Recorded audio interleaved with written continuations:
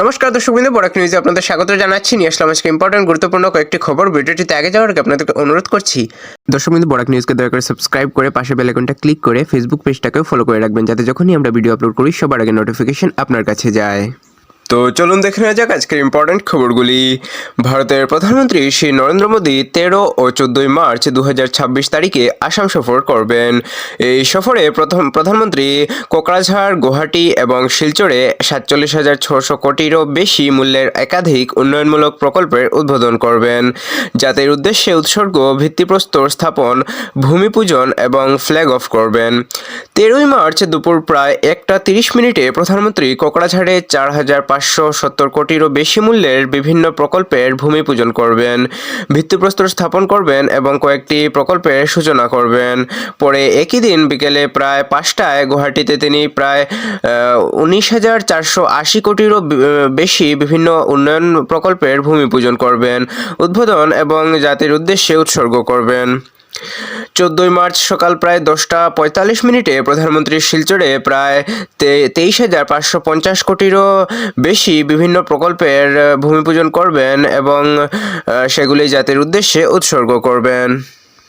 তারই সঙ্গে প্রধানমন্ত্রী মোদী 13 মার্চ আসামে হাজার হাজার চা বাগানের শ্রমিকদের মধ্যে জমির পাট্টা বিতরণ কর্মসূচি শুরু করবেন।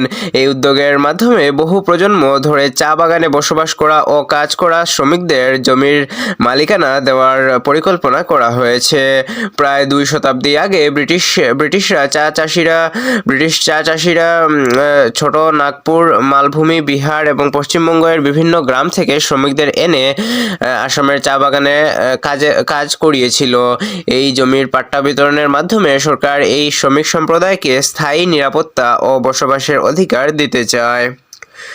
দর্শকবৃন্দ, আপনারা যদি এখন আমাদের বরাক নিউজের ইউটিউব চ্যানেলটাকে সাবস্ক্রাইব না করে থাকেন, দর্শকবৃন্দ প্লিজ দয়া করে আমাদের বরাক নিউজের ইউটিউব চ্যানেলটাকে সাবস্ক্রাইব করে নিন এবং পাশে বেল আইকনটাকে বাজিয়ে রাখুন এবং আমাদের বরাক নিউজের ফেসবুক পেজটাকে ফলো করে রাখুন, যাতে যখনই আমরা ভিডিও আপলোড করি সবার আগে নোটিফিকেশন আপনার কাছে যায়। গৌরব গগৈ আসাম সরকারের ফরুকউদ্দিন আলী আহমেদ মেডিকেল কলেজ ও হাসপাতালের নাম পরিবর্তনের প্রস্তাবের সমালোচনা করেছেন। তিনি মুখ্যমন্ত্রী ডক্টর হিমন্ত বিশ্ব শর্মা মহোদয়ের উদ্দেশ্য নিয়ে প্রশ্ন তোলেন এবং বলেন যে ভারতের প্রাক্তন রাষ্ট্রপতি ফখরুদ্দিন আলী আহমেদ এর নাম সরিয়ে দেওয়ার ইতিহাসের প্রতি অন্যায় হবে। গৌরব গগৈ সরকারকে এই সিদ্ধান্ত পুনর্বিবেচনার আহ্বান জানান এবং বরপেটার এই মেডিকেল কলেজের নামের সঙ্গে ফখরুদ্দিন আলী আহমেদের নাম বজায় রাখার দাবি জানান। শিলচরে কনভেনশন সেন্টার উদ্বোধন ঘনিয়ে এসেছে। বরাক উপত্যকায় বড় উন্নয়নের আশা। শিলচর কনভেনশন সেন্টার আগামী 2-3 দিনের মধ্যেই উদ্বোধন হতে চলেছে। এই কনভেনশন সেন্টারের উদ্বোধন করবেন আসামের মাননীয় মুখ্যমন্ত্রী ডক্টর হিমন্ত বিশ্ব শর্মা মহোদয়।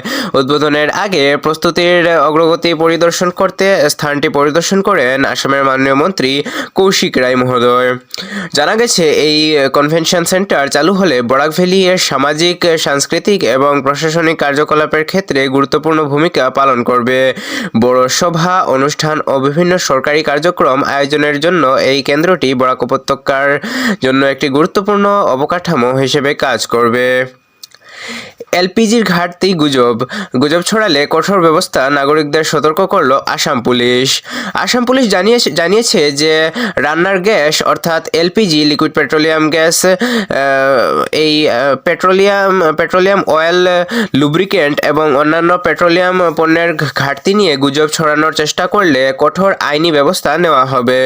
পুলিশের পক্ষ থেকে নাগরিকদের এমন বিভ্রান্তিকর তথ্য বিশ্বাস না করতে এবং সামাজিক মাধ্যমে এগুলির ফরওয়ার্ড না করার পরামর্শ দেওয়া হয়েছে। পুলিশ জানিয়েছে কিছু অসাধু চক্র মানুষের মধ্যে বিভ্রান্তি তৈরি করার উদ্দেশ্যে সামাজিক মাধ্যমে ভুল বা যাচাইহীন তথ্য ছড়াতে পারে।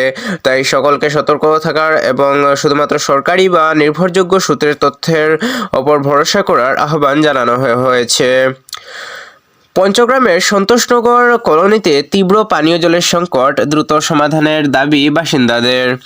পঞ্চগ্রামের সন্তোষনগর কলোনি এবং আশেপাশের এলাকার বাসিন্দারা এলাকায় বিশুদ্ধ পানীয় জলের তীব্র সংকট নিয়ে উদ্বেগ প্রকাশ করেছেন।